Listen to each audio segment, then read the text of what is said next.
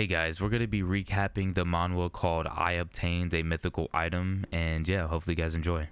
The manhwa starts and we see an old man telling everyone that the time has come. He then initiates Ragnarok. The horn has been blown, which initiates the war.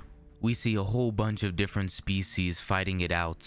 We see that some monsters ended up killing people. Some people notice the monsters and tells everyone to run away. Unfortunately, a mother didn't notice the monster in time and she had to push the daughter away to save her. Unfortunately, the debris fell on top of the mother and she's bleeding. The child is crying while trying to pull on her mother to get up.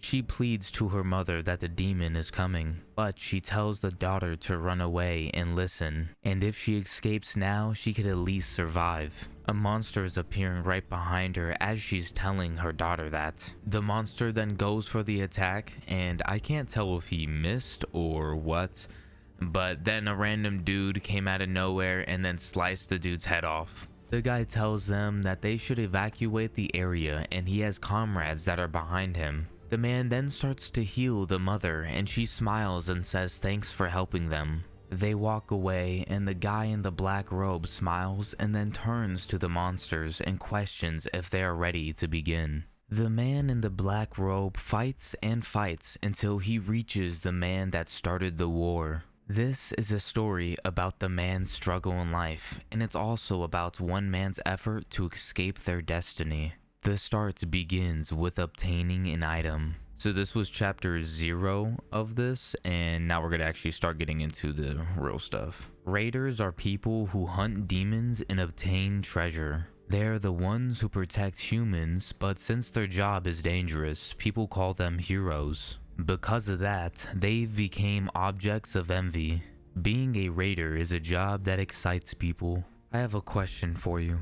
Did you know that when a raider's heart beats faster is right before they die? We switch to a store and some guy in a black hoodie yells out to the person in front of him. He questions if the guy is asking him to become a meat shield. The man says no to Hyung, which is the name of our main character. The man questions if Hyung said that he was in a dire need of money. Hyung thinks of this being the reason they wanted him on this raid. The guy in front of Hyung is Jung Hoo-min. He is someone that works for the Raider agency. His job is to find work for people like Hyung since he isn't part of a guild. Because of that, Jung contacted him. He figured Jung had a job for him, but now that he knows the job, he doesn't like it at all. Jung wants him to stand in front with a shield where the undead appears. That's pretty much telling him to become a meat shield, which will be left behind in times of danger. Hyung questions if there are other jobs since other lower ranks have jobs. Jung says that Hyung knows why. It's because there aren't a lot of requests for martial arts. Hyung says that they are underestimating him just because he's of the martial arts class. He then becomes sarcastic and apologizes for being one. Jung says that's correct, since magic class users are taking all the requests nowadays. It's because raiders are slower at finishing their jobs and they get injured more often. The employer would rather avoid that, and it's unfortunate because that's just reality. Mages stand in the back while hunting monsters, but martial artists must stand up front. In most fights, the mages will have the advantage. Things were different 10 years ago, but now there isn't a place for the martial art raiders. Hyung thinks about choosing a different path back then. It was 11 years ago, and he was in his 3rd year of high school when he received great results in the Awaken Aptitude evaluation. He chooses to enter Millis Academy, which is a place that specializes in nurturing raiders. At the time, his aptitude for magic was a whole 97%. Even one of the top mages only had a 92% for magic. It was a crazy result and no one would have believed it, but at the end of the day, he still chose to be a martial artist for some reason. Hyung didn't even have a grand reason for choosing to become a martial artist. It's just that back then, mages were worse. But back then, all they did was buff since they couldn't fight low-ranked monsters on their own. Obviously, now it's the complete opposite. Mages could do everything that the raiders could do back then. Hyung wonders if he had chosen to become a mage 11 years ago, if he would be living a better life. Apparently, when raiders awaken, they stop growing when they turn 20 years old. Hyung thinks that there isn't a point of regretting it now since nothing will change. Jung tells Hyung that opportunities like this don't come often. He said he was going to offer the job to someone else, but suddenly thought of Hyung. Hyung's talent was once envied by all who chose mages, but now he's just a D-rank martial arts raider. Hyung didn't think that his life was gonna end up like this. He then agrees to do the job, but thinks that he didn't even have a choice from the start. To survive in this industry, you can't just pick safe jobs. Jung smiles and tells Hyung that he's making the right decision. He says that he'll see Hyung at the address at 8 AM in the morning. Hyung questions why Jung will show up since he should be busy. He then tells Jung to not worry about it and to focus on his own job. He then said no, since he's like, yo, I got business there, so again, I'm gonna see you tomorrow. The next day arrives and we see a dungeon gate with a bunch of people outside of it. We then see Hyung perched up next to a tree. He pulls out his phone and calls Jung a liar since he's nowhere to be seen. He thinks that Jung should have just told him that he wasn't coming. Hyung thinks that it might be better for Jung if he oversaw more capable raiders. Hyung knows that Jung is an A-rank mage and he wonders why he works for the raider agency. Jung would be able to join any guild he wants, but instead he's wasting his time with the agency. If Hyung were Jung, he would rather go somewhere else. Hyung then randomly gets a flashback of someone calling him useless. Randomly, someone calls Hyung's name, and he says that they meet again. The guy is named Myung-ho, and Hyung is surprised that he's there too. Myung-ho says that there hasn't been much work recently, and even though it's a little dangerous, the pay is still pretty good. Hyung says that he guesses, but Myung-ho interrupted him and says that other places don't accept martial arts raiders. The kids nowadays don't understand how cool the martial arts class is. Myung-ho laughs and questions how fun it is to fire fireballs from the rear. Hyung doesn't think it's cool since they are about to starve to death from the lack of work. Myung-ho tells Hyung to do their best this time, and he wants to get a drink with him as well. Hyung said sure with a depressed look on his face, but then he tells him that he doesn't have the money for it. Myung-ho says that he paid for it last time. Hyung doesn't say anything, so Myung-ho said that he'll pay for it. He says that he'll pay for Hyung one last time. Hyung says that he feels sorry since he keeps owing him favors. He then thinks that Myung-ho is naive. Suddenly, someone started to yell for everyone to gather at the dungeon entrance. They'll be entering the dungeon in 30 minutes. Myung-ho turns away and says that he's going to get ready. Hyung takes a deep breath in and pulls out his phone once again. He thinks that raiders going into a dungeon need to pay attention to two things. One of them is getting unexpectedly lucky, which could make someone let their guard down. It could lead them to think foolishly, and the dungeon will test them on it. Hyung was about to explain the second thing, but Myung-ho questions Hyung for looking at his phone again. He says that Hyung always does that before entering a dungeon. He questions what's interesting on his phone, but Hyung says it's nothing. He then looks down at his phone and tells a picture of his mom that he'll see her later.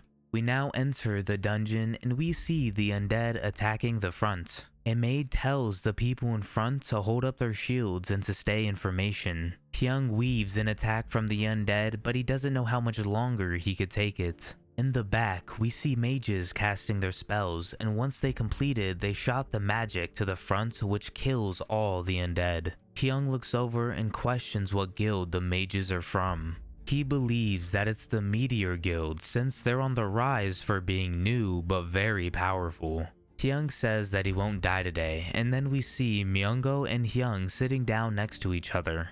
Myung-ho drinks some water and says that they just need to do the boss room. He says that his age is taking a toll on him, and if he knew this would have happened, he would have leveled up more. Hyung says that Myung-ho is still full of energy and he's also at a higher level than he is. Myung-ho then questions if Hyung got any item drops since they're in an A-rank dungeon. Hyung says he'll check, but then something happens to his system. He randomly starts to feel pain in his head and then questions what happened. He then turns to see a message and it tells him that the Azure system shut down and the connection is lost. Hyung doesn't understand since he's never seen the system shutting down before. Another system message appears and says that the system fails to reboot. Hyung starts to get anxious and questions what it all means. Suddenly, a voice tells Hyung to follow the light, but it freaks Hyung out. Another pop-up tells Hyung that something infiltrated the system and it's going to restore to safe mode. Unfortunately, the system failed to go into safe mode, but Hyung questions the unknown existence and the voice he heard. He then says follow the lights out loud, which Myung-ho heard and questions what he said. Hyung tells him that he heard a voice in his head to follow the light. As Hyung is looking at Myung-ho, a giant light appears in front of him and all over. He looks around him and questions what the light is and if this is the light he should be following. Myung-ho notices something's wrong with Hyung and asks if he's feeling unwell. Hyung says that he's alright and he thinks that he's the only one that could see the light. He gets curious about the light and thinks he should check it out, and so he gets up and starts to walk towards the light. Myung-ho sees Hyung moving and questions where he's going. Hyung told him that he'll be back in just a moment, but then he questions what's happening to him. So for Hyung's name, I've been saying Hyung, and I'm gonna switch that to Jay because that's actually his actual name. It's Jay something, and I'm just gonna go by Jay for now, so hopefully you guys don't mind that. We see Jay following the lights as he's still getting pop-ups about the system being down. A new pop-up tells him that a feature is damaged and it will try again to go into safe mode. He once again questions what's happening. He thinks about the system since it's never gone down since he's become an awakened. It's been 17 years and the system has never been damaged or had to reboot. Jay says he heard a voice and it's likely to be related to the system going down, the unknown form invading, the system being down, and the mysterious voice telling him to follow the light. Jay thinks a change is coming to the Azure system. We get some information about the Azure system and how it was brought about. Everyone knows Odin and Thor since they are Asgardians, and the system was predicted to come from Azure. It's said to be the last hope and defense for mankind who are feeling despair. It was a day 20 years ago called the Year of Disaster, and it was in the middle of the Pacific Ocean. A tree started to grow to immeasurable heights. The tree sprouted in a single morning, and 9 days later the tree covered the sky. Some people said it was a sign of the end of the world, while others said it was a tree of blessings. The real name of this tree is called Yggdrasil from mythology. Once that tree fully grew on the 9th day, tragedies began and the whole world experienced catastrophes called monsters. Half of mankind died to the monsters, while the other half survived but fell to famine and plagues. While everyone was in despair, a small hope for mankind was born. This person was the first awakened and he had divine powers. The awakened hunt the monsters, but that's only because of the Azure system being the strongest weapon for mankind. We come back to Jay and he questions the Azure system changing. He continues to follow the light and he thinks it's not going to end well. Jay then approaches the big door and he instantly thinks it's a treasure gate. We get some dialogue about treasure gates, which are secret rooms with treasure in it, like obviously. Most of the time, it's unlikely for treasure gates to appear in high-level dungeons, but when they do, a rare item is there. Jay says that treasure gates could go for hundreds of millions of won. He then thinks about getting a high-ranked item so he could leave his boring life immediately. Jay starts to open the door while pleading to get a high-level item. The doors fully open and torches start to light up the room. Jay can't believe a place like this is inside of a dungeon since he thought it was an urban legend. The smoke disappears and Jay thinks it's an item. He starts to approach it and he hopes it's an amazing equipment piece. Jay reaches out his hand, but a flash of light appears and we see the system was restored. The system tells Jay that he earned a new item and asked if he would like to check the item. Jay smiles because things are going according to his plan. He thinks that it's perfect timing since his system came back when he got the item. He then checks the item and it's called Odin's Lost Eye. The rank of it is mythical, and it's the only mythical ranked item in the world. Jay looks at the name and the rank of the item, but suddenly another pop-up appears. It is an active skill called Absolute Cancellation, and it's an EX ranked skill. The skill can destroy magic, and depending on the rank of the magic it destroys, it can consume the mana from the skill. So I don't know if these skills that he's gonna get are passives, but we're just gonna say that it is. He also gets a passive that's called Absolute Understanding of Rune Magic, which means he could cast magic without saying it. Jay also gets blank cards, which are for copying opponents' skills. Jay can't believe it since the rank is Mythic, which is higher than the highest auction item on the market. He thinks he could easily become rich because it's a magic-based related item. He gets super excited since he got a mythic item and it's the only one in the world. He could finally relax a little and not be looked down on by others or end up becoming a meat shield.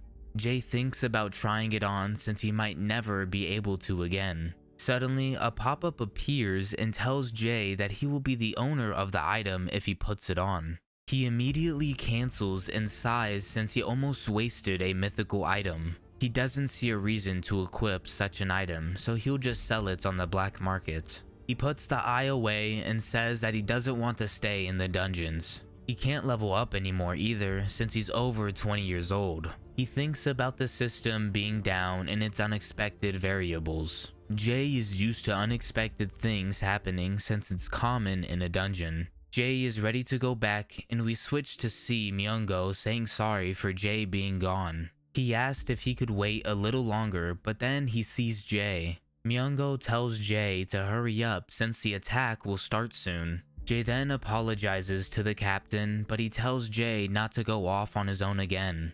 Jay bows and tells the captain sorry again and he'll be careful. They watch the captain walk away, but Myungo noticed Jay looking down, so he taps him on the back. Jay turns to Myungo and tells him that he's fine with a smile on his face. He says drinks are on him tonight since he can't always be the one receiving. Myungo says okay and Jay walks away. He thinks Jay finally lost it, but Jay is waiting for it to all be over. Inside a dungeon stays in the dungeon since it's a lawless place. If Jay said anything about getting an item there, he will probably die. He thinks that it isn't too late to finish the raid and sell the item, and he would prefer the less attention to him. The leader starts talking, but suddenly stops after the ceiling breaks open. Lots of debris comes falling down, but Jay jumps out the way. He questions what just happened, and a purple mist starts to appear which causes people to cough and bleed. Jay notices that it's poison fog, and if he inhales it too much, he'll die. Jay thinks of getting out of there, but Myungo sees Jay and then tells him that they need to get out of there. Jay then turns and yells to everyone to leave, but out of nowhere, Myungo gets stabbed in the chest. Jay calls Myungo's name as he drops to the floor. With shock, Jay thinks he must run, which he starts to do. He thinks about the sudden explosion as he makes it to the treasure room, and then he thinks about the poisonous gas. Jay knows that Myungo didn't die from a monster, so he thinks it's from a contracted murderer. Jay then starts to overthink about dying and questions why this is happening to him. He then locks in and says that it's whatever since he worked so hard to get there. He questions if they think he'll die easily, but he's quite nervous. Someone starts to approach Jay while also casting magic. A flame-looking chain then flies at Jay, but he weaves it just in time. The guy tells Jay that he knew he would survive. That made Jay turn around because he heard Jung's voice, and then Jung smiles since he told Jay that he would come to see him today. Jay questions if Jung released the poisonous fog and attacked the Meteor Guild. Jung smiles and says that he's correct, which makes Jay instantly nervous, but he quickly calms himself down so he could understand the situation. He then questions Jung and tells him that it's because a client asked him to do it and a lot of people dislike the Meteor Guild as well. That guild looks down on other guilds, so of course they'll have a lot of enemies. Jay says that Jung is a dungeon assassination contractor. They take advantage of close quarters inside the dungeon and murder people inside of it. This was assault on the Meteor Guild, but it doesn't matter because of the law. Jay questions if he could take Jung on, but thinks that it will be impossible since he's an A-rank magician. Apparently, Jung's a genius, but Jay is just a D-rank brawler. Jay isn't the weakest or the strongest, which he kind of falls in the middle of the two. He thinks that Jung isn't targeting him and he just needs to keep his mouth shut. Jay knows that the Azure system is still down, so there isn't a guarantee that he could escape. Jay says that he's a coward and he can't help it, but he would love to take revenge on everyone, but there isn't anything he could do. Jay then tells Jung that he didn't see anything, but ever since Yggdrasil emerged, the world became petty to the weak. Jung then attacks Jay with his flame chain, which grazes his face. Jay thinks he would have died if he was a second later. Jung then smiles and tells Jay that he's the target and it wasn't the Meteor Guild. Jung then sends multiple flame chains at Jay, but he was quick enough to dodge the attacks. Jay says that he needs to get out of that situation no matter what. Jung then sends another attack at him, but Jay dodges it once again. He thinks why Jung is after him since he's just a D-rank raider. He questions if he did something wrong or who's wishing for his death. Jay wipes blood off of his cut and tries to think about who would want him dead. He gets a flashback of someone calling him useless and they question why Jay was even born. Jay then questions Jung if his father was the one that put the request in. Jung starts laughing because Jay catches on way too quickly, and that's the same reason why he likes Jay. We then see a picture of Jay and his mother, but this time it had burn marks on it. Jay then questions Jung about 5 years ago, and he wonders if a man asked him something similar, which shocks Jung because he didn't think Jay could piece it all together. Jung thinks he's incredible, but doesn't understand his father going after his wife and son. Jung attacks Jay while asking if he thinks it's cruel. Jay doesn't say anything, but Jung is done prolonging Jay's death and summons the fire chains. He says goodbye to Jay, but he notices him muttering something to himself. Jay then puts on the eye while Jung questions what Jay said. Suddenly, an explosion of light appears on Jay, which shakes Jung up because of the mythic power. Jay starts walking forward while Jung notices the power growing. Jung wonders what's going on and thinks something isn't right, so he had better finish Jay off. He tells Jay that he'll stop fooling around and he wants him to die. He then sends multiple flame chains to Jay, but the spell disappeared. A pop-up says that Jay equipped the Odin's Eye and it now belongs to him. Jay is a little sad since he can't sell the eye anymore. A pop-up tells Jay that he has a blank card to use. Jung yells that it's impossible for his magic to scatter like that. Jay calls Jung while using a blank card on him and says that he's going to kill him as painfully as possible. Jay then copies the skill and it's called Blitz Change, which he immediately summons 6 of the chains. Jung is nervous since Jay shouldn't be using Blitz Chain. That skill took Jung many years to master, so he questions how Jay, who is a martial arts raider, is using that skill. Jung then tells Jay that it doesn't matter that he could use the same skill, and then questions if he thinks that's all he could do just to take him on. Jay says that they will find out as he starts to attack Jung, but he blocks the chain by sending multiple chains back. Their chains start to clash, but some of them start to go through Jung's defense, which causes him to start running. Jung tries to counter, but Jay uses his cancellation skill to block and then proceeds to send another chain at Jung. Jung is caught off guard, but he still manages to summon a shield to block the attack. Jay then uses his cancellation skill on Jung's shield, which causes the next attack to go through, which I really don't know how that works since he used it from afar. I thought it could only be used up front, but I guess not. Jung took a direct hit from that attack and is now on the ground with Jay standing right next to him. Jung pleads, but Jay summons another chain and kills Jung.